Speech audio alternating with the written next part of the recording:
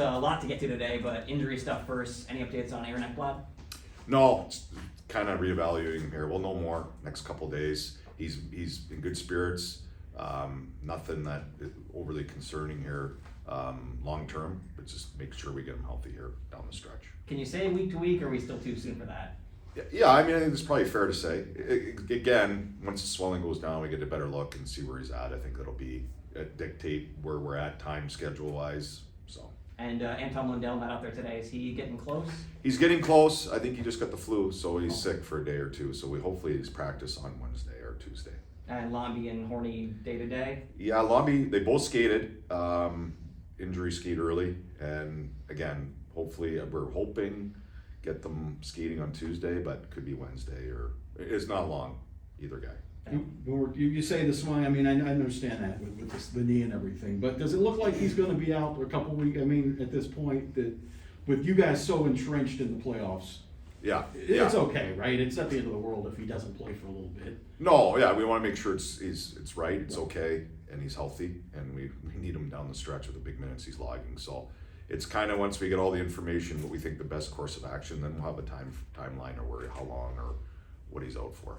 Is that a challenge in the sense of, I know obviously with the break there was a little bit of rest, but you're still wanting to win the division even though you secured a playoff spot. Is there a challenge to kind of finding that balance of still being rested up for a deep run, but knowing there's still things on the line?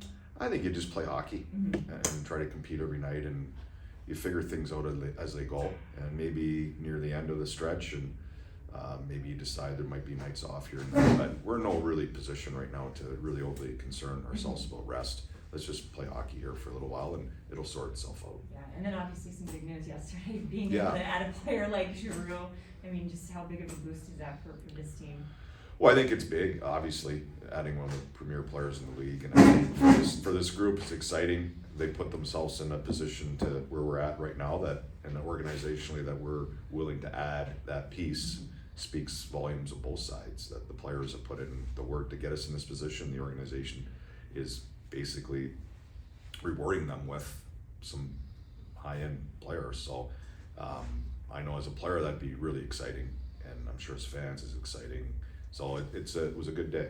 We talk about that a lot sometimes, that the players appreciate but can it work in the other way? When you're on a good team and your team doesn't do anything, they don't want to spend the money. Can that have an effect on the team too? Yeah, for sure. I've seen it both ways. Yeah. Over my years, and it's always a tricky time. I mean, sometimes you do things, sometimes you don't, and players handle it different ways. It kind of speaks of how strong your group is, your leadership group, your players, what they're willing to accept and what they're looking for. So I think it does speak volumes of the organization that we're, management kind of just saying we're all in, or we're going for it here. So I think that's an excitement level for all of us. The stuff that people, I'm sorry, go ahead. No. Yeah. I'll forget it. The stuff that people don't see, like today, the kids playing goal, Duke just flopping around pretending to play goalie for Radko's daughter. I mean, the chemistry is clearly exceptional with this group, and people just see games, they don't see that. Where does that come from, and how rewarding is it that through everything this team has gone through, like the guys in that room are pretty resolute in that they're playing for one another here? Yeah, they really enjoy each other. I think anybody who has watched us all year or watched us practice or been around our team, they're a really tight group, as tight as a group as I've been around and seen, where the enjoyment and the joy of playing with each other, competing with each other, day in and day out, they have a special chemistry and bond together, and they're able to. My favorite things is they're more excited when somebody else has success, and that's a hard thing to do in our game and in any game. So that's a really big sign for me that they're committed to each other and they're committed to the big picture.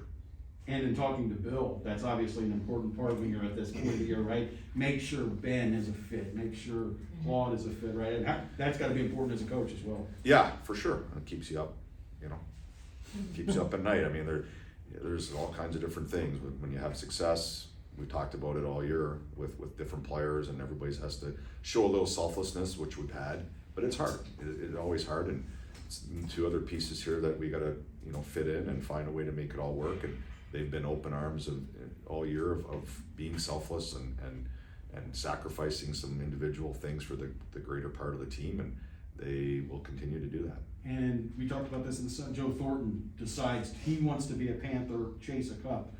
Claude Giroux, same thing. He tells Philly, I'm only going to Florida. That's gotta be, that's pretty neat for the Panthers, I would think. And again, speaks volumes of the guys in the room.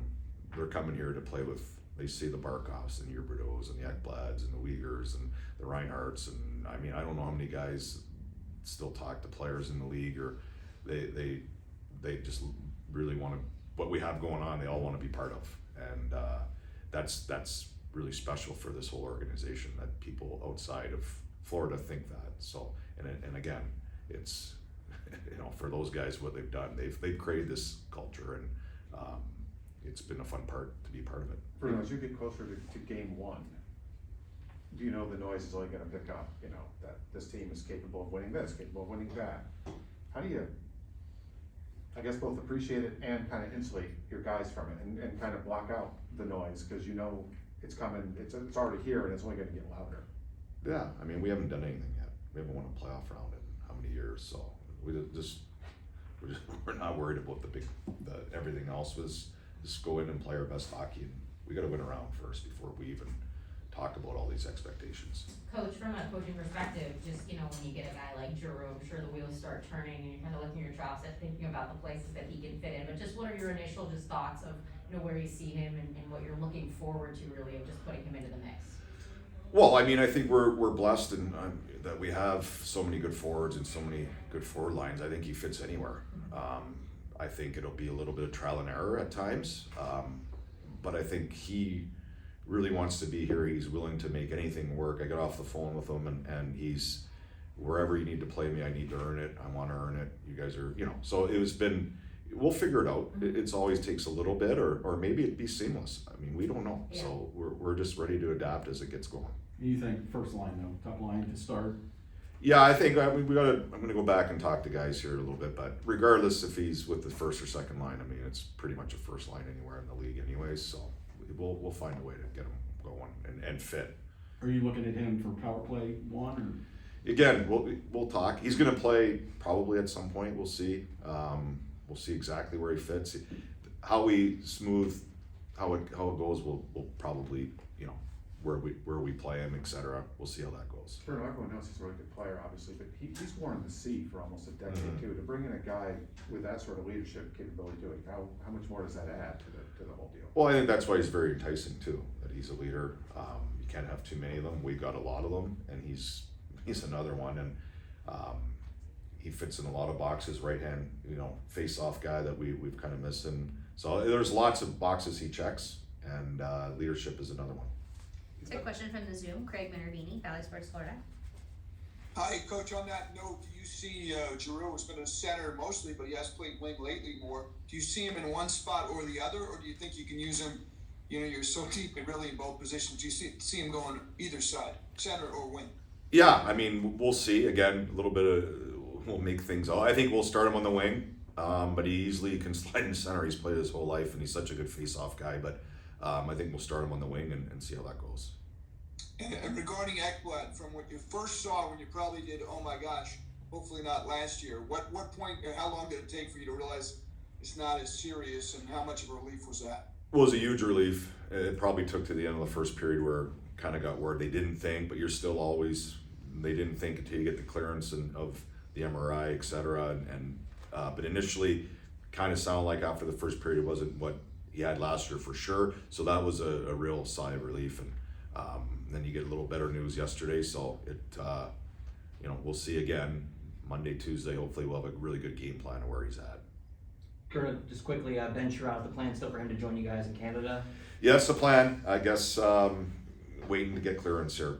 I mean, so we're kind of haven't heard anything yet, so my guess it's just Montreal. And obviously, Ekblad's coming back eventually, but how much more valuable is that trade now that you can, we're going to miss him for a couple weeks here? Well, I think it's a great opportunity for Ben. I mean, he gets to slide into a pretty good spot there and play big minutes for us. And it's not ideal as an organization, obviously, but with missing Eki, I mean, you feel, if it's a week or 2 weeks, he's had such an impact on this team. And But Ben will come in and get a great opportunity to play with some pretty good players, and we'll get a great feel for him. So Bob went through everything today, or we seemed to go through everything today. Is he good to go again, or? I think so. I mean, to me, he looked really good, really sharp. Talked to him, seemed like he's ready to go. But it's been lingering here a little bit, so we got a day off tomorrow, and then we'll know Tuesday. And Reese McKenzie out there stopping a lot of shots. So Yeah. E-Bug in the future, maybe, if you guys need her. Yeah, she's pretty athletic, and Andrew Brewer's son was out there in that too. So we got the back office is covered. Thank you. Thanks, Yeah. Well, everybody. in that point, how much fun was today? Recording You had stopped. the DJ going and. Yeah, well, I just try to keep it loose. I mean, it was a long travel back. It was a tough trip actually, just with all the travel and the tightness of it, and then today. So we just wanted to make sure there's only so many breaks here in the schedule here, and today we just wanted to get them sweat, get them loose, and concentrate on getting rest and re-energizing, because our schedule doesn't get any easier here. Would you consider bringing in music for stuff? I mean, the NFL guys do it. Yeah. I mean, it's been kicked around. I mean, I think it's kind of a nice luxury to have two rinks, where you could kind of, your warm-up could be on one side like we do all year, and then come on the other side with a little bit more structure. So we'll see. But we talked about it a little bit early in the year, even when Joel was here, which is remarkable he would even think of that. But, so we've kicked it around a little bit. Thank you. Thanks, Yeah. guys.